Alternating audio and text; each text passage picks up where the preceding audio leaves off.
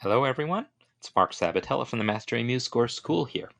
And this is the kind of inaugural episode of my new music masterclass, or at least the new version of my music masterclass. Let me try that again. Hello, everyone. My name is Marc Sabatella from the Mastering MuseScore School. I'd like to welcome everyone to the inaugural episode of kind of the relaunch of my music masterclass. It used to be kind of a closed thing I was doing as an experiment with a small group of people, and now I'm ready to do it on a wider scale. And there's always little technical things to work out, so I'll be fiddling with things. The relaunch of my music masterclass. Yes, okay, so sound is working. So, hi everyone. So I'm going to be monitoring the chat, and I'm going to pop that sucker out so that I can be doing it. And I'm going to monitor the chat here. I'll be monitoring on my phone as well so that I can be seeing what people are asking. And I'm going to totally encourage you to just comment, ask questions, say things, whatever comes to your mind. I really want to get conversation going. One of the things that I have discovered about teaching online, which I've been doing a lot of, not just these last few months, but really for the last 30 years I've been teaching online. There are certain things that work really well, some things not as well. And one thing I'm really liking, those of you who have been following the MuseScore Cafe, it really kind of works nicely when I can be talking and there can be stuff happening in the chat, and it has a nice feel to it that I really just want to have continuing here. So I want to give you, since this is the first one of these we're doing, James, I see that you're here. Great, James Bartlett. You have the one person who's actually submitted a piece already just a little while ago, right, to the MuseScore, MuseScore.com group that I set up. So let me go over there and just show you what I'm talking about. Here is the group on MuseScore.com, where you can be, oops, get back to the chat. Sorry, I'm going to make people dizzy sometimes with this, I know. So this is the group on MuseScore.com. So if you've got stuff you want to have me give feedback on, because this is what I'm going to be doing. I'm going to be giving people feedback on their music. I'll talk about other things. I'll show demonstrations of whatever interests me on any given day. But I want to be giving people feedback on their music. So this is a place, if you've done it in MuseScore, then you can upload it here to the Music Masterclass group. And you will see that this is where James has this piece here that we'll take a look at in a little bit. And but also, if you're not working in MuseScore, I mean, this isn't the MuseScore Cafe, right? I mean, I am known as one of the developers and ambassadors. I work with MuseScore a lot, obviously, but this is really open whether you're a MuseScore user or not. So I'd love you to spread the word to anyone who you think might be interested. If people want to submit videos of their pieces, or if you have some way of, I mean, if it's just a PDF, it's a little harder for me to really deal with in this format.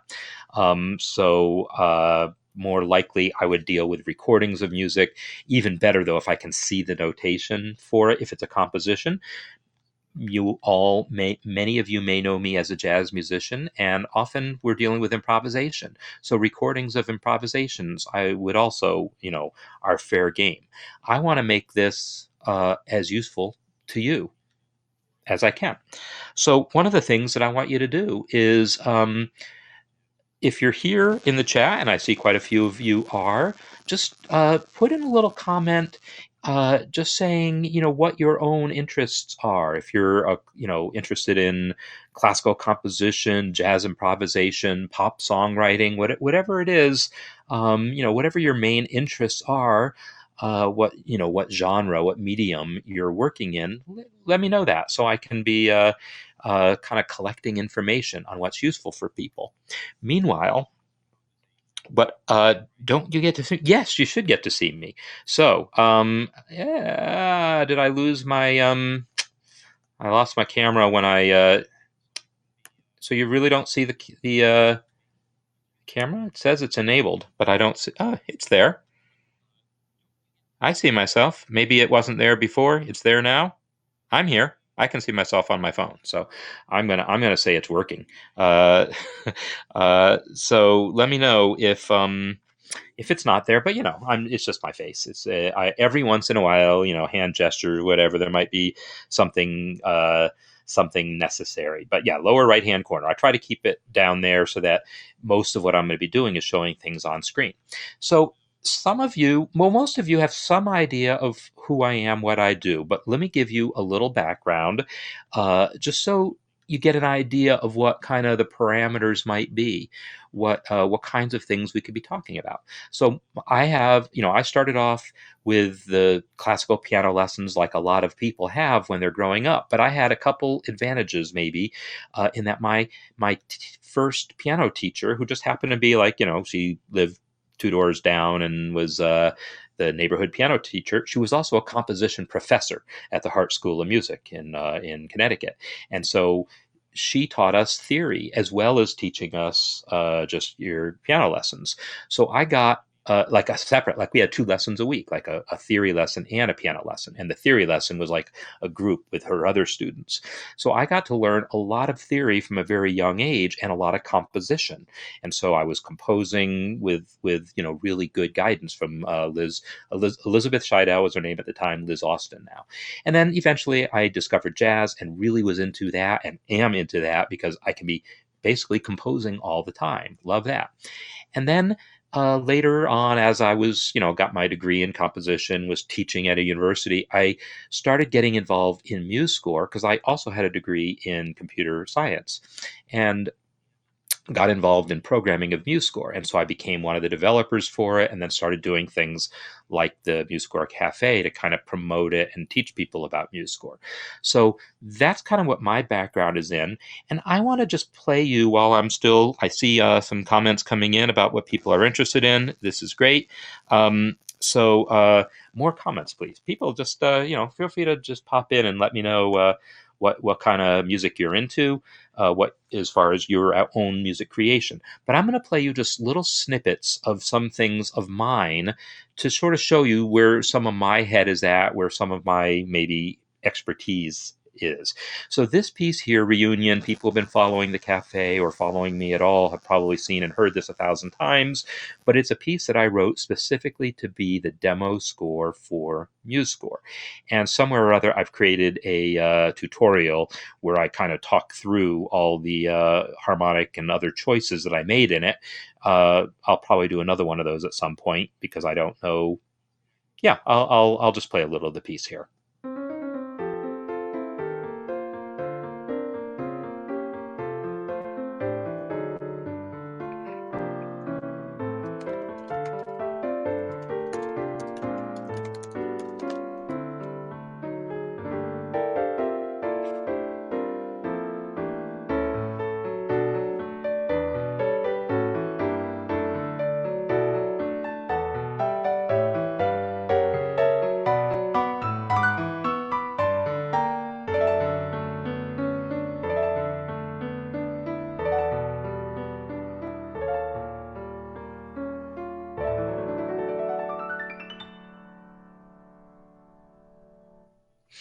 Okay, so this is a piece that I wrote to be the demonstration song for MuseScore, and it used to show up when you first opened the program. And the parameters I was given in writing it were write some music that would show off MuseScore. So it was really about making it look good. It was supposed to have like all the features that I could cram onto one page, like a time signature change here, a key signature change there, arpeggios, articulations, tempo markings, slurs. You can see multiple voices in this measure. There's actually three voices. And just little bits of everything. It was to show what the program could do. The challenge I gave myself was to make it sound good, to make it sound like music. And so I wrote this piece to be that, and it's been really popular over the years. It's been a lot of fun to hear the responses I get to it. And it, in a nutshell, really summarizes. I wrote this thing one evening, just knocked it out. But to me, it exemplifies a lot of what I'm about as a musician. I mean, it's a piece of piano music. I'm a pianist. It's a classical, I guess. I mean, it's all fully notated, right? It's not jazz in the sense of having improvisation. There's not chord symbols or anything. And yet, there's a lot of jazz language. This little passage right here. So, Colleen, you might actually recognize where I stole that from. This exact sequence, not the notes, but the pattern here, is stolen directly from Bill Evans. It's what it is. It's a series of triads in the right hand here that are basically first inversion triads, if you want to look at it that way. In the left hand, we have perfect fourths, or not. They're not always perfect fourths. I think there might be, they're fourths anyhow. They're diatonic fourths, and it's all moving in parallel, and they're a step apart. The lowest note here of this triad is a step away from the highest note of that fourth there. So here's where, hopefully if you can see the screen, you can see my hands. It's this shape. Ding, ding, ding, ding, ding. So it's that shape. Oh, I can bring up the on-screen piano keyboard over here too, and then select the chord. There we go. And you can see it's a triad here. Those three notes, and then a perfect fourth down there. So that shape is one I lifted directly from a Bill Evans composition called My Bells, where he used that shape to create parallel lines, to create lines moving in parallel like that. I don't know that that's the only time he ever used it, but it's a time when he really exploited that particular sound. And so I use that sound in this piece, and I've used it in other pieces now. It's become part of my vocabulary. So it's a jazz sound, but it seems like it fits in the context of a piece that's mostly, other than that, fairly. There's nothing in here that you wouldn't have found in Chopin, really, or maybe Debussy at least. There's some colorful chords, right? That chord right here, that's pretty crunchy, right? That's a jazz chord. But it's all brought together. I mean, things that feel more directly classical, like even like Schubert might have written, or Mozart, and other places that feel more late period romantic, and other portions that feel more like jazz, and all kind of blended together. This, in a nutshell, is what I'm about. And yet, James's piece here, you might look at this and say, okay, so we didn't look at it, but we're looking at it right now. I'm going to come back to the question about the triad. So G minor triad is exactly what that was. Yeah, I'll just keep skipping around. This is a G minor triad, so it's a first inversion triad, right? G minor, but with the third on the bottom. And so all of these shapes are that. This FAC is an F major triad, but in first inversion. So you can tell they're first inversion triads because you can see the third on the bottom, and then a sixth. The intervals above the bottom note are a sixth and a third, 6/3. That's the classical notation for first inversion. So you can kind of see that right out in how they're shaped. So James's piece here, I'm going to play a couple seconds of it, and then I'm going to talk some more. Then I'm going to come back to it.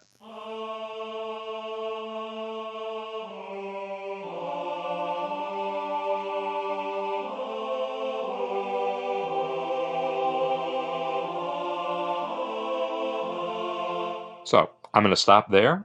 Beautiful piece. I'm looking forward to getting into it deeper. But I want to mention that, you've seen this, okay, romantic era, classical stuff, jazz stuff. I also totally am into this type of music. And in particular, I actually teach a college course in counterpoint.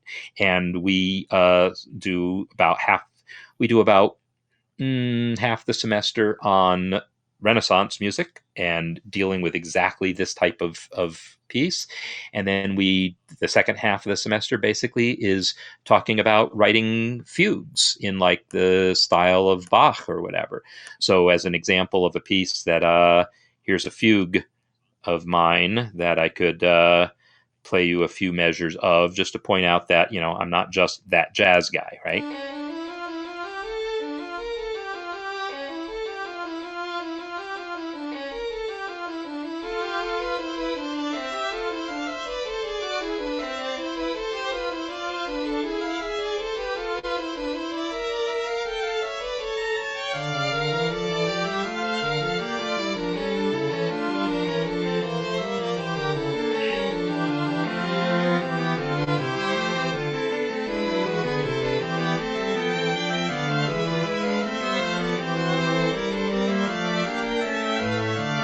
So that's the whatever the exposition part of the fugue.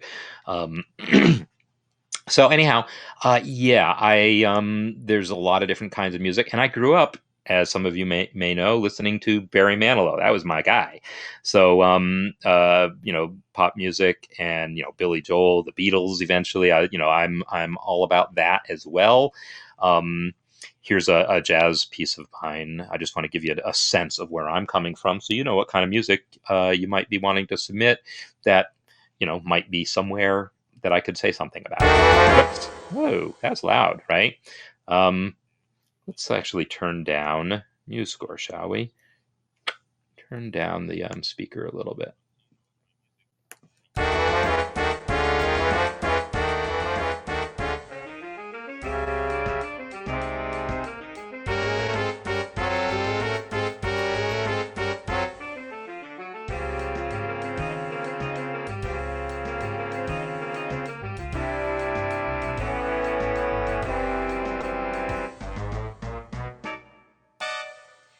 All right, there you go. That's okay. So anyhow, that's a little bit of some of the different kinds of things that I do. So, all right. So I've been seeing lots of good comments coming in here, and I see a few other people talking about jazz piano, and obviously this is my thing.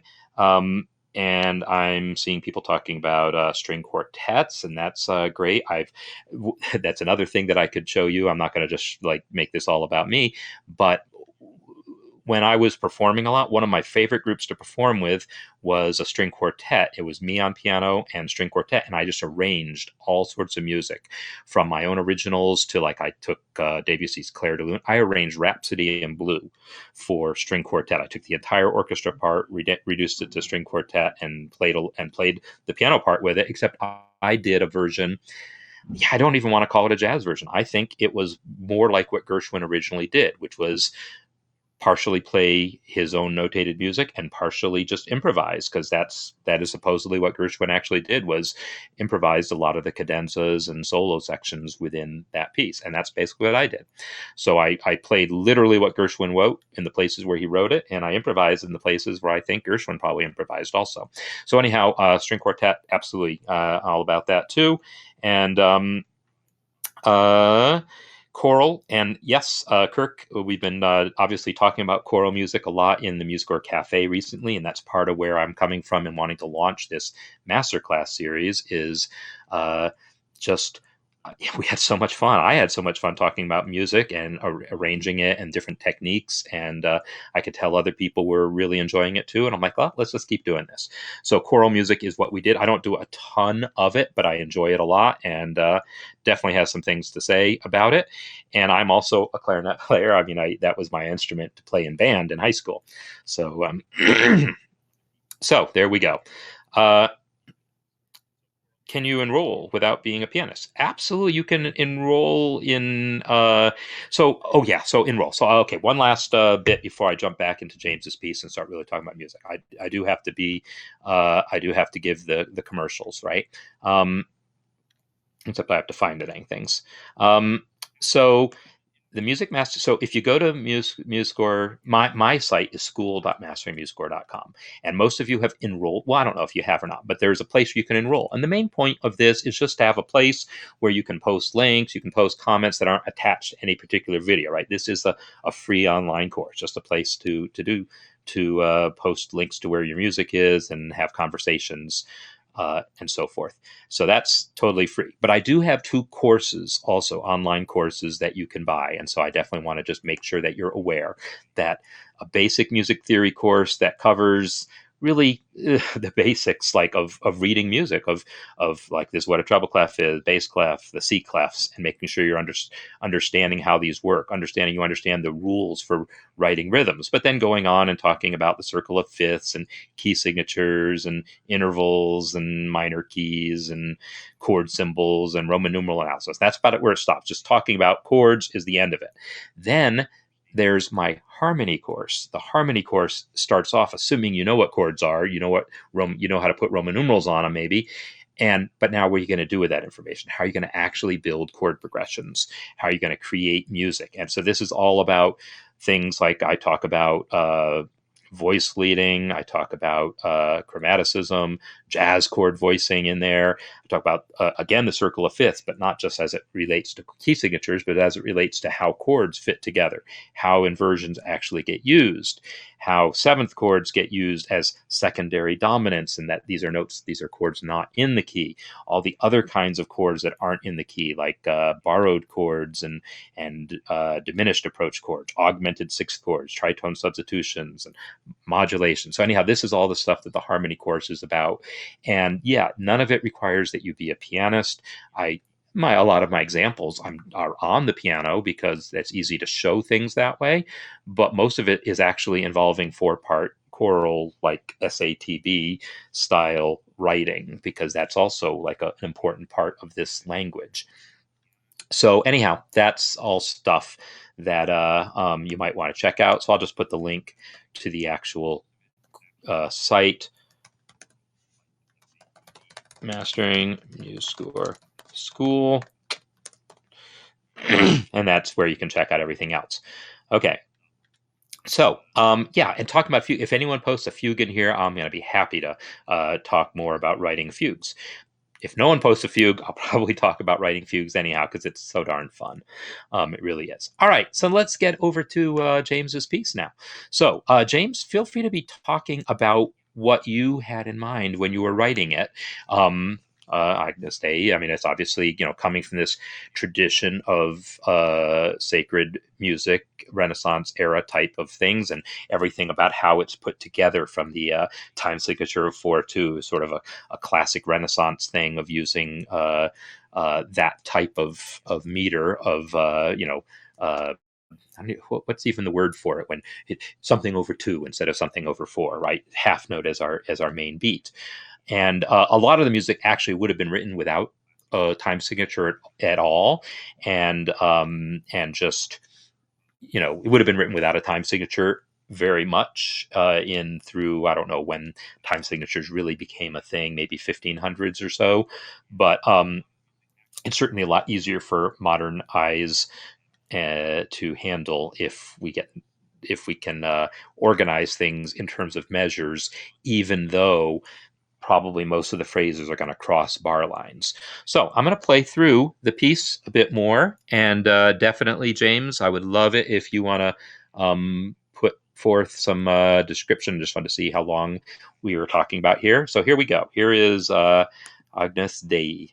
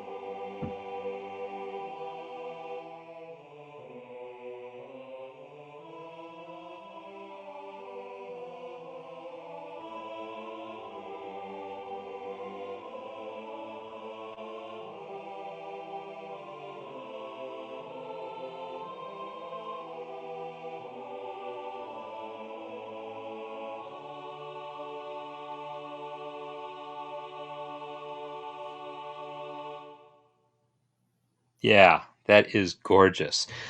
James, I think you just did a fabulous, fabulous job on that. Um, okay, I just wanted to check and see if in here I don't. So, James, did we lose you? Because I would really love to be getting your input on some of what you're going for in here. But I will just um, answer the questions I'm seeing here about counterpoint. I don't currently have a course on counterpoint, but I is something I definitely would want to create because it's something I'm very interested in. So definitely will be doing. So all right, so I'm going to talk about this piece without knowing much more about it than what I'm hearing, which is actually kind of interesting in itself, right? So the lyric here, I'm assuming is a classic text, right? It's um, what that's Lamb of God, right? I should know this stuff, but especially because I grew up Catholic, but I grew up Catholic after Latin, right? And also because I deal with enough Renaissance music that I should know what these texts are. But oh yes, this is archived, so absolutely you'll be able to see this later.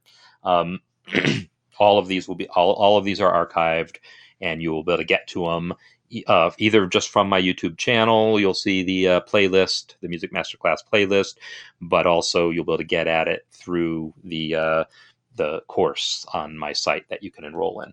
So and that's the free course.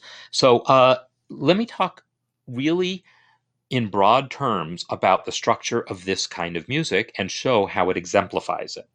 So, this kind of music, what we're talking about is sacred music as opposed to secular music, because actually the way that people wrote, and in Renaissance era, right, this stylistically, this kind of fits in that 16th century ish kind of vibe, and it's sacred music versus secular music definitely had different concepts about how things were done. And one of them is this: sacred music is basically music written to be used as part of the Mass in the Roman Catholic Church.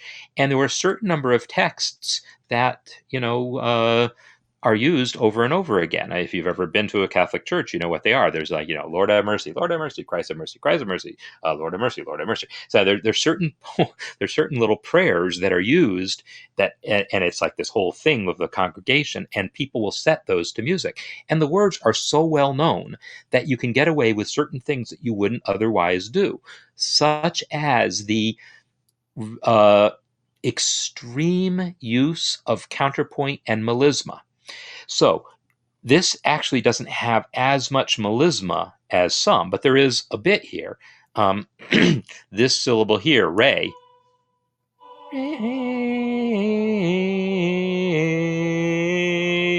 right? That's a lot of one syllable being stretched out over several notes. And that kind of thing. And then other voices are moving at the same time. It can be really hard to sort out what's happening lyrically. And then, so the melisma is part of it, but the bigger part of it is the counterpoint, right? One voice is singing Agnus Dei, and while the bass is singing Dei, the tenor comes in with Agnus. And that is going to be hard for the ear to sort out if you don't already know the words, right? So in secular music, you don't do it. If you're writing a love song or a party song, yeah, party songs are definitely a thing. I mean, there's a reason why we have all these like Renaissance festivals and, people eating giant turkey legs and all. There really is, something to this. And so the music, the minstrel music and all would be about a poem of some kind, some humorous anecdote or a love song or whatever. And you needed to convey the lyrics. And so you didn't do this kind of counterpoint. You didn't do this kind of melisma. It was much more straightforward, much more like a modern choral composition might be, of one syllable per note, and everyone sings together mostly. But in the sacred music, you could totally get away with all of this counterpoint, all of this melisma. So that is definitely then an expected part of the style. And not just that you can do it, but you're expected to do it, because you, in writing music in this style, are expected to be glorifying God. That is your goal. And, Bach has quotes to that effect. And you're supposed to be, in some sense, showing off composition technique, not in the sense of showing off your composition technique, but like, I look how cool God is. He enabled man to create things this beautiful. That's really what's going on. And yet there was also like this like, okay, but hold back. Let's not get too carried away. Let's not make it too much about what man can do. Let's keep it, more focused. Let's not be too show offy, but let's be show offy enough. And so there's this whole aesthetic that is built around that. Melisma. Melisma is, let me spell that for you. So melisma, one syllable over several notes. And the most obvious example that anyone knows is Gloria,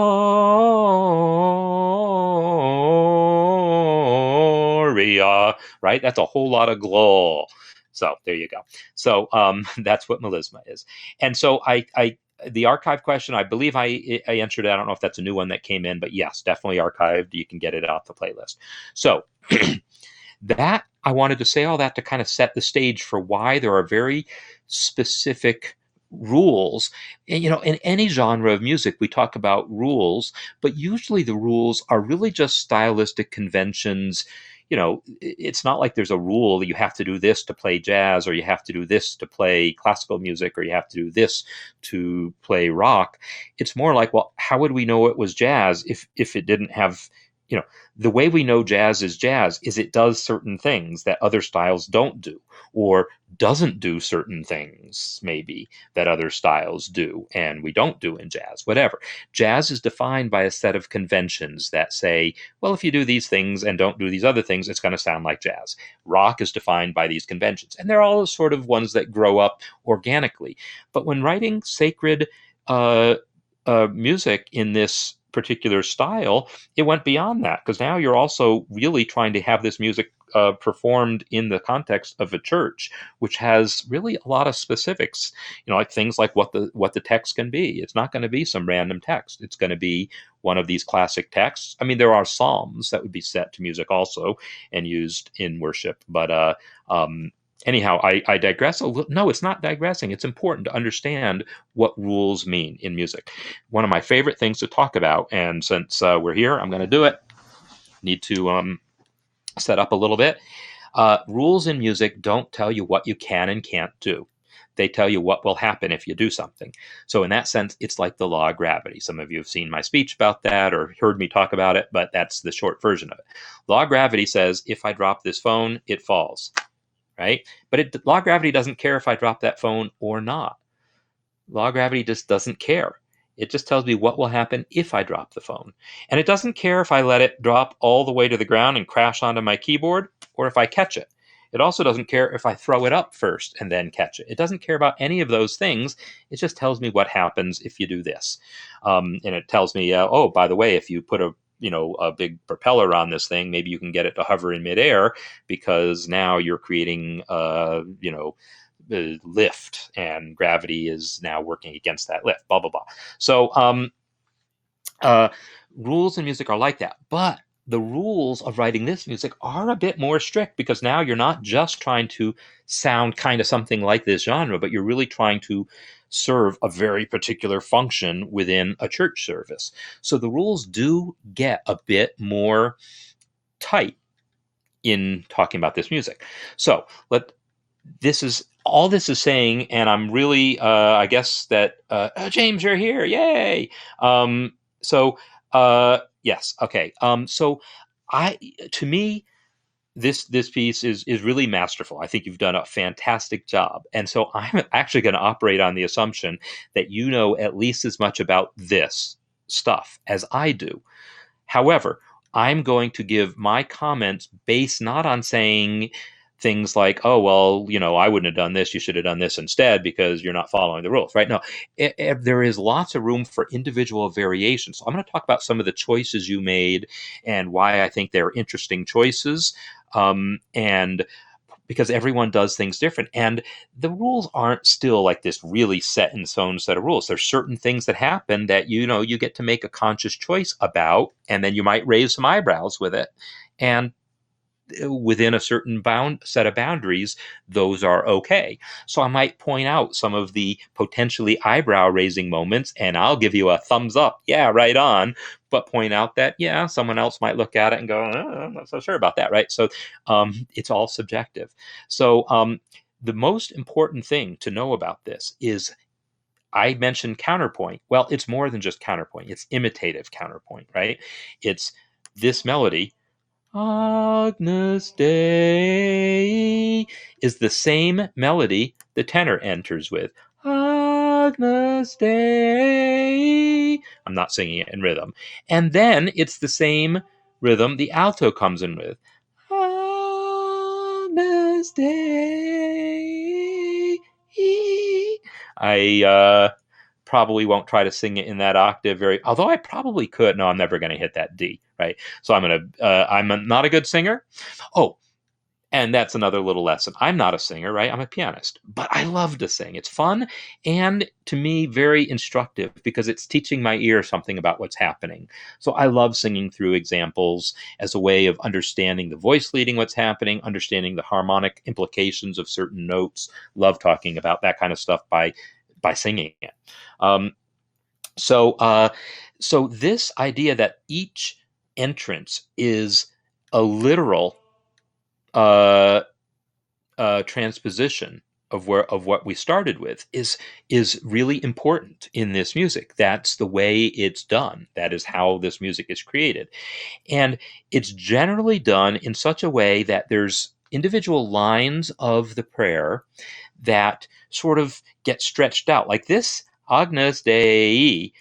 Agnus Dei, you could have said that in one measure, right? But no, Agnus Dei took this long.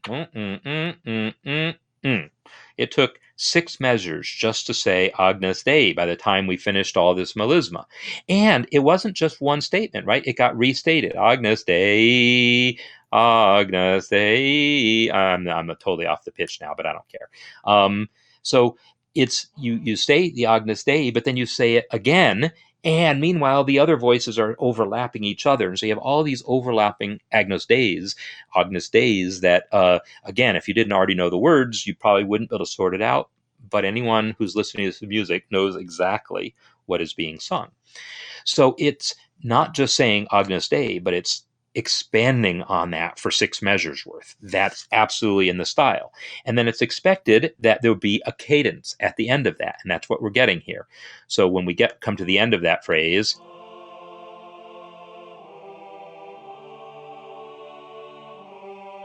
right there, it came to a cadence. And so a cadence meaning basically this leading tone into tonic type of feeling. I say leading tone and tonic. Does that mean I'm in the key of G?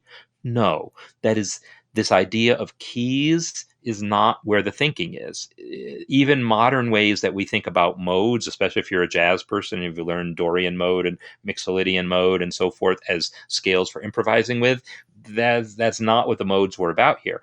Basically, this piece is all about the white notes, right? It's all about just the diatonic pitches, the white notes on the piano, but with occasional modifications like F sharp to get you to a cadence, or B flat being used as an upper neighbor to an A. And in fact, that's why I call this like masterful, because it's like a textbook example of these things. Here's C sharp being used as a leading tone into D. Here's F sharp being used to create a Picardy third. All of these terms are terms that I talk about in my harmony and theory course. My harmony course especially. But this here's again the C sharp Ah, ha, ha, ha. Now, this is one of those eyebrow raising moments. I'm going to have to come back to that, but it's a deceptive cadence, right? If you're familiar with that sound of what I mean by a deceptive cadence, uh, we have basically what a modern ear would call an A chord, right? That is an A chord, A, C sharp, E. The concept of chord is not necessarily really in keeping with what was going on in people's minds composing this music, but it's they're thinking about consonants and dissonance. But the reality is, here's a little eye-opening thought for some of you, maybe, because I only really fully became aware of this pretty recently. If you want to have three notes sounding at the same time and you don't want any dissonance between them, the major and minor triads are the only ways to do it. It's the only way. You will never find any other combination of three notes where there's no dissonant intervals. Dissonant intervals being seconds and sevenths, basically. Fourths, yeah, fourths are a little special, especially in Renaissance music, or tritones. Tritones are whether you call it an augmented fourth or diminished fifth. Tritones are dissonant. But even then, we could allow them as well. It's a fifth. We'll allow it for this purpose. You won't find anything but triads. So if I allow for diminished triads, then I can have my tritone. You won't find any other combination of three notes. So even though they weren't necessarily thinking about triads when they were writing this music 400 years ago, or 500 years ago, 600 years ago, they weren't. By 400, they were thinking triads. 500, maybe not so much. So they were thinking, well, I want a consonant interval above that A. Well, a fifth above A to E. That's good. Or A to C sharp. That's a third. Yes, it's a third plus an octave or two. Doesn't matter. Still a third. So and then you end up with, well, a fifth and a third. Those are the consonant intervals. It could have been a sixth in there also. And then you just have a triad in an inversion, just like we saw in Reunion, right? This here, above that note, we have a third and we have a sixth. Well, that's just a G minor triad in first inversion. If you add sixths to your piece above the bottom note, it just means you've got a triad in an inversion. But that wasn't the mindset at the time. It was just about creating consonances. So we have this consonance. We expect that C sharp to resolve to a D, and it does. But then we usually expect these cadences in this style of music not to be necessarily full triads, but just to be unisons, like they were here. This cadence here, this cadence into a unison is super common, or maybe a cadence into just a perfect fifth, a root and a fifth only, or a root and a third only, maybe. Giving a whole triad at a cadence, I'm not saying it doesn't happen, it does, but it's not by any means expected. So this cadence is giving me a full triad, a B flat triad to modern ears. And putting that B flat in the bass, putting this ficta is the term for these accidentals, basically. Putting that ficta in the bass, an eye-opening thing. It's not a common sound in that music, but it's powerful when it happens. So the first person to do that got a lot of what you talking about, Willis? A lot of that. But eventually it became accepted. And so now we can recognize this as a deceptive cadence. We're expecting this to be a cadence going 5-1 in D minor, A to D, but instead it's going 5-6, or flat 6, I would call it, B flat. So that type of cadence, that sort of deceptive cadence, is a bit forward thinking here. And to me, it's just, you probably saw, or maybe you didn't, but the expression on my face when that happened, I was like, whoa, yeah, you go. Sounds like unused. Agnus is. I don't pronounce Latin, but I'm assuming that the A is an A. It's not Agnus. I assume it's an ah sound, and the oo is not but oo. it's a longer sound than we have in English, but I really don't pronounce Latin. I just know what I know about it from how it's influenced Italian and Spanish, basically. So that structure of the 6-bar phrase that comes to a cadence here, and that cadence is basically a unison. That's real common. And then we start the next line. Ketolis. I obviously don't know what this thing is. Ketolis peccatamundi. Peccatamundi? Peccatamundi? Yeah, I should know because it's probably the same Lamb of God. You take away the sins of the world. Is that what that is? Mundi is world, so I could believe that. But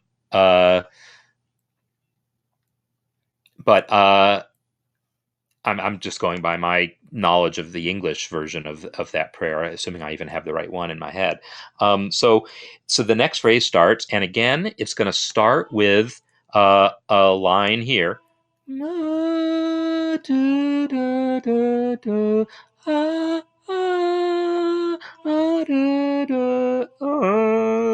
So that's the melodic line.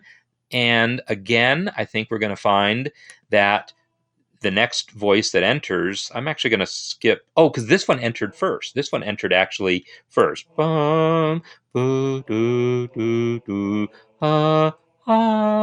so right there, you see something. This was the first entrance, the first person to sing key. Started on an E. And E, D, C, B, A, E, A. That was the original melody. Well, the response here also starts on an E. E, D, C, C, B, A, E, A. It was supposed to go up to an A, right? But it doesn't. Here it goes to an F. Why? Because now we have to start worrying about consonances and dissonances and doubling and other things like that. So it's normal that when you do this sort of imitative counterpoint, you get a more exact imitation at the beginning. And then as other voices get in there, you realize if you did nothing but exactly imitate in every voice, you'd end up with dissonances that you don't want. Not that dissonances are bad. I'll show some dissonances and how they're resolved. Dissonances are good. We want dissonance, but we want them under control. So what that means is certain places you will deliberately make some changes in your note choices so that you get the harmonic sounds you want. You get the control of dissonance that you want. So that's something that you will see is the first few notes. And also, as you get close to the cadence, everyone's going to have to kind of line up so that we all land on this note together. So whatever was going on the last couple measures before that, or last couple of notes before that anyhow, we have to give up on the imitation. Say, okay, forget the imitation. Let's line up on the cadence. And we expect that leading tone to approach that G, and then we expect a 5-to-1 type of thing, basically a leap of a fourth up or a fifth down. So that's the bottom voice. You expect to do that. Basically have the, I'm mixing and matching between Renaissance terminology and modern terminology. But if we think of this as G being a tonic, this is dominant to tonic, 5-to-1. And then this is 7-to-1, leading tone to 1. So that type of sound is the typical cadence pattern: 7-to-1 in one voice, 5-to-1 in the bottom voice, or 2-to-1, 2-to-1 in another voice. That's also the thing, and that basically, because this D, F sharp, A, well, that is a 5 chord. That's a D chord if we're in the key of G to modern ears. So you're going to get that. You're going to get that leading tone to tonic. You're going to get that supertonic to tonic, and you're going to get that dominant to tonic. So 7-to-1, 2-to-1, 5-to-1. So Lamb of God who takes away the sins of the world. Yeah, that's So that is what I say. Lamb of God takes away the sins of the world. So I was remembering, have mercy on us, Lamb of God, take away the sins of the world. Have mercy on us, Lamb of God, take away the sins of the world. Grant us peace. Right. That's the poem, or that's the prayer as I recall it. So I'm just looking at this and realizing I've never seen the whole thing or thought it through in Latin. But yeah, when I see mundi, I know that that's a root word for world. So makes sense. So that imitation starts off fairly exact. But when I say fairly exact, I need to come back to the original one. Notice in the original first melody, we have the pitch level starts at A. The first response comes in at D. So it's already a difference here in that the pitch level started on A and the second one comes in on D. Well, that's very common that we would have the first statement, the first imitation to be a fifth above or below, right? Or a fourth above or below, basically add a fifth or add a fourth. And it's maybe I'm more familiar with the conventions of two voice counterpoint because that's more what I teach because it's teachable in half a semester. In three voice counterpoint, I know in Baroque music that third voice would come back in at the original pitch level. So I'm not sure how common it is that we're going to have an actual third pitch level, that the third voice enters at yet another from A, and then the second voice entering on D, third voice entering on G. To be honest, I don't know how common that is. I'm gonna have to look that up if I were getting ready to teach it. But James, you could probably tell us, is that like kind of expected in three voice counterpoint or not? But the point I was going to make about it wasn't about that, because yeah, I expect there to be different pitch levels here, but the actual steps, this ends up being a whole step and then a whole step. But at the other pitch levels, this is a whole step, then a half step. And same here, whole step, half step. Why? Because we're keeping it in the range of the white notes on the piano or the diatonic notes. We don't willy-nilly introduce chromaticism in this music. That's not done. Chromaticism is introduced for very specific reasons, to do things like setting up that cadence or that upper neighbor figure, or this cadence here, which is I called a Picardy third, right? Because up until that point, we've been hearing F naturals.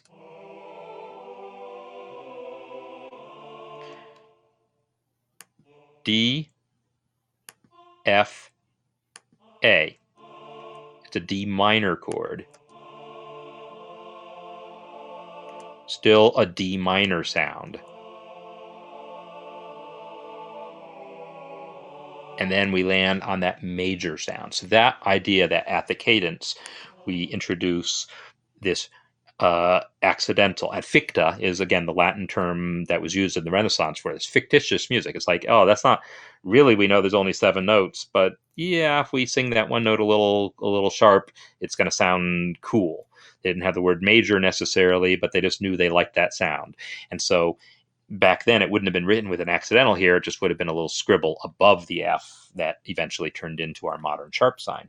So those are all things that I can, this all feels within the realm of what's happening here. So I'm using this piece basically to teach you some things about Renaissance music because, well, that's the first piece that was submitted, and I don't feel like anything that I'm saying here is probably coming as a surprise to James, because I feel like you know what you're doing here. There was a couple places where I heard certain dissonances. So, oh yeah, I want to like talk about the existence of dissonance. So here, D, C, here. This is a dissonance, right? We have the D here and a C there. There's a second between those two voices. One of them resolves by step, which is what we want. We want dissonances. One of the two voices at least should resolve by step. Dissonances, again, are going to be seconds and sevenths. And fourths, if they're above the bass voice, are considered dissonant. And basically, in modern terminology, we would say, oh, that fourth above the bass voice, oh, he's probably talking about a second inversion triad or a suspension. And either of those, yeah, in classical music, we also, and in modern music, we typically are a little careful with how we use suspensions and how we use second inversion triads. So anyhow, this is a dissonance, and one of the voices moves by step. The other one is moving by a leap, and it's actually leaping, it's crossing, right? It's jumping from above that C to below that B flat. that's one of those like little eyebrow raising moments for me that, it's nothing wrong with it, but it's an eyebrow raiser a little bit. And then, there's other dissonances that are all handled in pretty standard ways. So here we get an interesting thing, really interesting thing: G, B, G, right? Again, I'm going to use modern language. That's a G triad, and that F becomes the seventh, and that F creates dissonance against both the G and against the B. Against the G, it's a seventh. Against the B, it's a tritone. As I'm talking about this, we're looking at Renaissance music, but I have to emphasize everything that I'm saying applies to other styles. We just see it stripped down to its essentials here. In jazz, we talk about guide tones, how sevenths and thirds connect. Well, check out this really classic example of it. Over this G chord, we have that seventh coming in here, and then that seventh resolves to E, which is the third of that C chord. So we have F, the seventh of the G chord, resolving to E, the third of a C chord. This is, something any jazz musician should know also. And here it is happening, 500 years earlier, stylistically, last week, as far as James is concerned. I mean, I don't know when you wrote this piece. Yeah, I would say, is that Marla? Sorry, I gotta take my thing. Yeah, so Marla, if you've ever written pieces for harp, or actually, even if you haven't written a piece, but you've got some music that maybe you can point to on MuseScore.com or something, so we can look at the sheet music and analyze it. I'm happy to analyze things that aren't originals, but are classic pieces of some genre that we want to understand better. Happy to talk about those too. So yeah, absolutely. I don't play the harp myself, but I do know a number of professional harp players. And when I got my master's in composition, you had to take orchestration, and orchestration, you spend quite a bit of time learning about the harp because it's the one instrument that's the least familiar to most people who are entering a composition program. We have some sense about what it means to play the piano if you're a pianist, and maybe if you've played in band or orchestra, you've learned something about how wind instruments and stringed instruments work. For me, playing clarinet, I know something about wind instruments. Writing for string quartet, I have a lot of insight into strings. Harp, basically, I spent 2 weeks in orchestration class learning, oh my God, those pedals do what? Right? And so, learning how the harp worked was an eye-opening experience, and then it became fascinating to me to write for harp. So as in my assignments that I did when I wrote for orchestra in the course of getting my composition degree, I really kind of got into trying to see what I could write for harp and make it playable and sound good and feel idiomatic. I really was getting into writing for harp, but I'm by no means a harpist. So I will enjoy having a conversation with you about that. So anyhow, we have that seventh here of this G chord resolving to this third of that C chord. But go one step beyond. Y'all hear it? One of you jazz people tell me what's going on here. What are we hearing? It's not just G7 going to C, is it? I will check in the chat, and since it's on a little bit of a delay, I'm giving you a moment to answer, and then I'm just going to answer myself. And maybe one of you will answer it before you hear me say the answer. This B did not shut up. Yeah, James, there you go. Well, you wrote it. You would know. This B did not stop when that E came in. So that B is still sounding.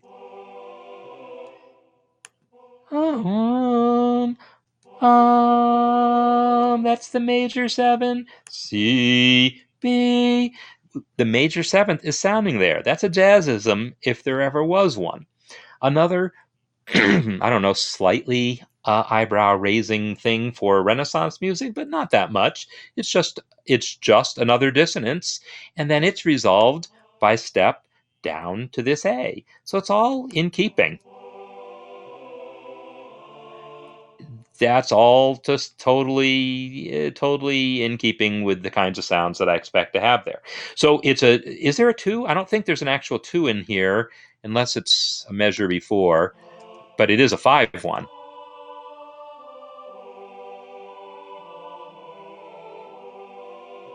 Yeah, the 2 chord, the last time I heard anything resembling a 2 chord was like way back here. That's a D minor chord. But then now we're already into the world of sounding more like G chords. And then here we have something that's basically an E minor chord. So that's 3, really. And then to 2, and then to 5, and then to 1. But then we get the 2 here, 2, and then cadence back into that 2. So now we're tonicizing that 2. And so here's the other important thing to know that's really unique to Renaissance music. It doesn't pick a key and stick with it. Not that classical music does that either, but it does it to a larger extent than Renaissance music does. Our first cadence was to a G. And then our next cadence is to an F. And that's why we have a B flat in here, because now we're really hearing more of an F major kind of sound. And then our next cadence is into that D. And then, there's other cadences to other pitch levels in there also. So the idea that each cadence might be to a different pitch level, and we'll introduce whatever accidentals are needed to give us leading tones in there, but we're not necessarily going to try to create entire major scales or entire minor scales. So like this B flat, I think was used a little bit in this passage, but this passage has B naturals too, right? As B naturals here. Oh, sorry, I'm in the wrong clef. That's a D. But here's a B, and here's a B. But then they suddenly start turning into B flats, and the first B flat gets introduced in this upper neighbor figure. A, B flat, A. That upper neighbor figure is super, super common in this music, and it's really the most common situation where that B flat gets introduced. I always like to give the example when talking about that sort of thing. I will give the example of I don't have an empty score. Let me give myself an empty score. I'll give the example of, and this won't be in time or anything, but D, F, G, A, B, A, G, E, C, right? Green sleeves. Do-dum, do-dum, boo-da-da, do-dum. That's the version with the B natural. But doing it with the B flat. Boo-dum, do-dum, boo-da-dum, boo-dum. They're both common. Whoever wrote it originally had one in mind, but I'm sure knew perfectly well that people singing it were going to make their own choices there, because that's the sort of thing. These accidentals were, left to the discretion of performers. So that use of this B flat is just it doesn't indicate anything about key necessarily. It's just to give us this little figure. But now, by introducing it in the next voice and in the chord here, it becomes part of this cadence pattern.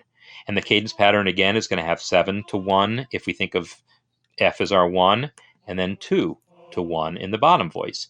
In the top voice, it's 4 to 3. And it's got to be B flat here, because if it was B natural here, actually, why does it have to? It's just part of the pattern. You have to take my word for it on that. I was going to say it creates a tritone somewhere, but it actually doesn't. But it just wouldn't have been done that way. So we don't introduce the note that's a tritone away from the tonic we're resolving to. That's maybe a rule. I just made it up, but I'll bet it's true. So there's so many things you can learn by looking at this sort of music, about how this sort of music is done, and then, learn these things. And I'm, scratching at the surface. There's a lot of really deep stuff happening in here. But it's just really well done, James. I just think you did a marvelous job here.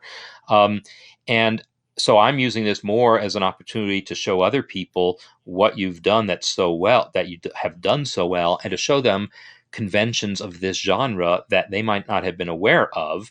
And I'm really happy that we got to see that little we got to hear that little bit of jazz in there, the little C major 7 chord, to show that these concepts, although old, still apply. This guide tone, that resolution of four of basically in the key of C. This is scale degree 4 coming to scale degree 3, or we could see it as the 7th of this chord resolving to the 3rd of that chord. By seeing it in this context, you understand it's not some arbitrary thing. When we tell you in jazz, oh, guide tones are a thing, and you should learn to connect your thirds and sevenths, and now you're playing jazz. No. It's not about that. It's about doing what's been around for 400 years, 500 years or more, and then putting the particular spin on it that makes it jazz. But it's a really fundamental concept that goes across centuries, across genres. What is the symbol in the last measure? Oh, yeah. So if you haven't worked with Renaissance music a lot, you don't see this. I mentioned that in Renaissance music, we're going to see time signatures with 2 on the bottom. Well, in 4/2, that means we've got 4 half notes in a measure. Well, what that means is that a whole note is only 2 beats, right? It's 2 half notes long, so we can fit 2 whole notes in a measure. Well, what if we wanted to fill a measure with only 1 note? Well, we need this guy. That is a note that lasts for 4 half notes. It's twice as long as a whole note. If I switch my toolbars here on, it's this guy here. So we got quarter notes, half notes, whole notes. Breve, or double whole note, is the term for this. And then there's the longa, which is a double breve, and that's even longer note. So double breve. So because this is a semi-breve, a whole note is called a semi-breve. Because really, in Renaissance music, we use the time signatures like that 4/2 pretty often, and so this was a pretty common note value. And it was also, if you think about more meterless music like chants, there's a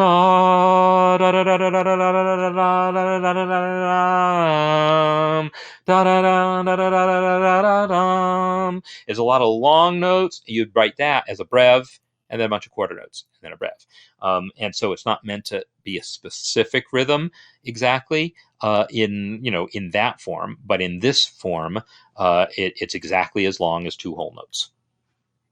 So that's what that's about. And in this case, we didn't happen to see one until the very end of the piece, but that's by no means something you'd only see at the end of a piece. You might very well see it somewhere else in a piece as well, especially at some internal cadence, maybe.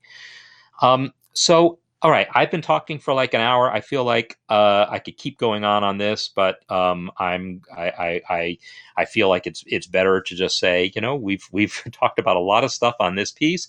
I gave you some idea of the range of things that I might be talking about, and showing you my piece Reunion. That gives you a little bit of an idea of that. Since I just noticed I had pulled it up, I will bring up this one choral piece that I wrote. Just so you can hear something that, I don't know, it's a little more pop jazz type writing. I don't know. Let's just hear a little of this.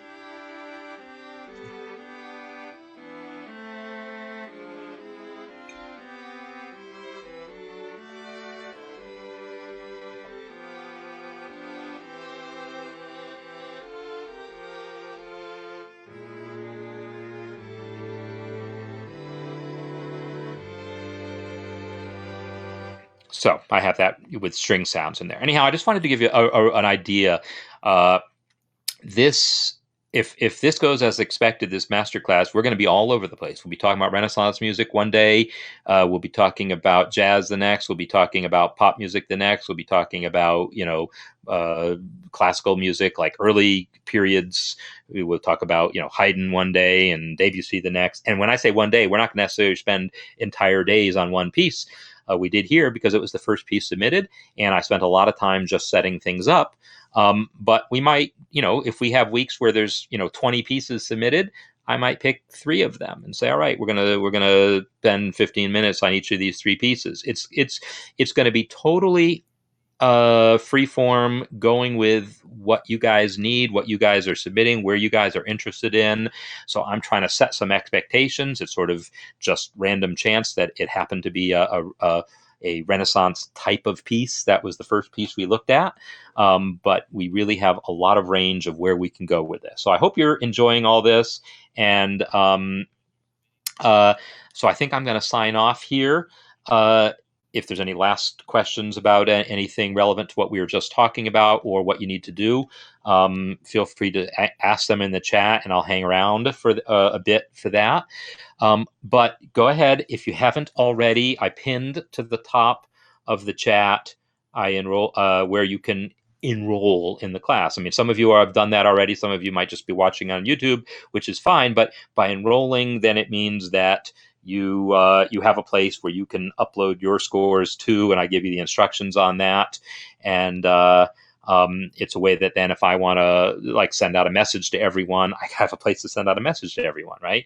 So I'm glad people are enjoying this. I think it's going to be a lot of fun. We're going to go all over the place. And one of the things that I want you to maybe develop an appreciation for is the sense that music is music, and there's so much to be learned by looking at things that maybe you've never looked at before and say, wow, there's something going on in there that I've never, in my experience as a musician, that's not anything I've ever dealt with before, but hey, that's interesting. Maybe I can make use of it and create music that's really drawing from lots of places. If there was one thing that I would hope to instill in people, maybe that would be it.